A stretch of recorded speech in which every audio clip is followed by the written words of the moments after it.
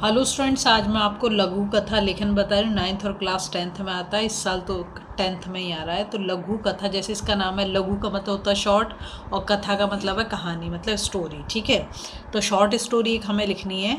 लिखते समय हम किन किन बातों का ध्यान रखेंगे वो ध्यान दें। सबसे पहले तो पात्र का मतलब क्या, जो हम उसमें कैरेक्टर लेंगे, तो जो कथा के पात्र होंगे वो प्रभावशाली होने चाहिए। मतलब उनके बोलने से, जो डायलॉग बोल रहे, जो कर रहे, उसका प्रभाव होना चाहिए, जिससे उनका प्रभाव दीर्घकाल तक जो रीडर है, पढ़ने वाला है, उसके दिमाग में वो छप जाए। अधिक पात्र पाठकों के मन को भ्रमित कर सकते हैं। ठीक है, तो इसलिए हमें ज़्यादा पात्र नहीं लेने की। शॉर्ट स्टोरी है तो 2-4 पात्र ही काफ़ी होंगे, इससे ज़्यादा नहीं चाहिए। समायोजन में देखेंगे कि जब कोई इंसान उस स्टोरी को पढ़ रहा है तो ऐसा लगे कि उसके सामने वो सब घटना घटित हो रही है, ये बहुत ज़रूरी है। दूसरा, जो कथा का कथानायक आकर्षक होना चाहिए। जब अट्रैक्टिव प्लॉट होगा तभी लोग उसे पढ़ेंगे, वरना उनका इंटरेस्ट चला जाएगा। तीसरी चीज़ हमें ये ध्यान रखनी है, जब भी हम स्टोरी लिखते हैं हमेशा पास्ट टेंस में लिखते हैं, मतलब भूतकाल में स्टोरी चलेगी, प्रेजेंट में तो हो नहीं रहा। और एक चीज़ ये भी ध्यान रखेंगे कि स्टोरी जो है वो काल्पनिक हो सकती है, कोई ज़रूरी नहीं कोई सत्य घटना पे हमें नहीं लिखनी है। ठीक है, तो इनसे, और जो है 120 शब्दों के आसपास आप इसकी लेंथ रख सकते हो। लेंथ भी हमें ज़्यादा नहीं रखनी स्टोरी की।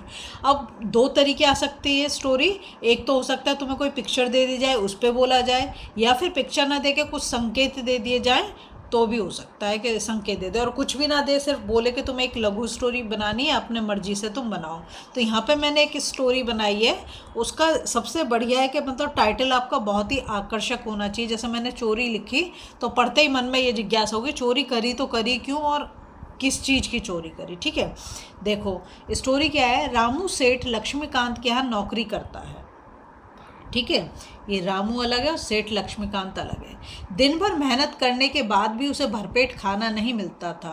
सबसे बड़ी प्रॉब्लम क्या है, जो हम सर्वेंट रखते हैं, मेड रखते हैं, हम उन्हें रख तो लेते हैं अपने काम के लिए, लेकिन जितना बेचारों को चाहिए उतना हम दे नहीं पाते। ठीक है, उसने कई बार सेठ जी से पैसे बढ़ाने की बात की, परंतु वे हर बार उसे मना कर देते थे।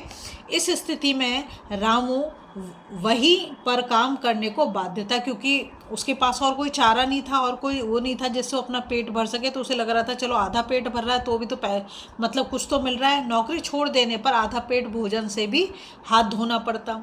एक दिन दोपहर को वह दुकान पर बैठा हुआ था। सेठ जी किसी काम से बैंक गए हुए थे। तभी एक आदमी दुकान पर आया और सेठ जी के बारे में पूछा। रामू ने बताया कि सेठ जी बैंक गए हैं। उस आदमी ने 100 के 2 नोट निकालते और रामू को देते हुए कहा कि इसे मेरे खाते में जमा कर देना। जैसे उधारी पे ले जाते हैं ना लोग, और जब महीना पूरा होता है तो उधार वापस करने आते हैं, तो ऐसे कोई आदमी आया। इतना कहकर वह चला गया। रामू को पैसे की बहुत सख्त ज़रूरत थी।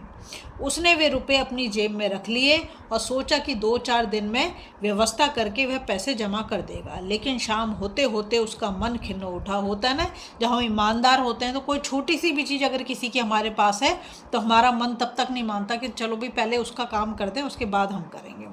वह बुझे मन से, मतलब दुखी मन से, बुझे मन का मतलब ये, मन से घर वापस आया। उसकी अंतरात्मा उसे धिक्कार रही थी। सारी रात वह करवटें बदलता रहा, उसे नींद नहीं आई। सुबह उठते ही वह तैयार होकर दुकान पर पहुंचा। उसने खाता निकालकर 200 रुपये उसमें जमा करा दिए, फिर जेब से रुपये निकालकर गल्ले में डाल दिए। उसने सुराही से ठंडा पानी निकालकर पिया और भगवान को धन्यवाद दिया। भूखा होने पर भी आज रामू जितना खुश था उतना जीवन में पहले कभी भी नहीं हुआ था। तो ये ईमानदारी सबसे अच्छी नीति है। देखो, जब हम ईमानदार रहेंगे ना, भगवान भी हमारे प्रति फिर ईमानदार रहता है। जो भी कुछ कर रहे हैं हमारी मेहनत का फल हमें मिलता रहता है। तो इसलिए जो भी काम करो अच्छी नीयत से करो हमेशा। अगर आपको स्टोरी पसंद आ रही, प्लीज़ लाइक शेयर सब्सक्राइब कर दें, फॉलो जरूर करें।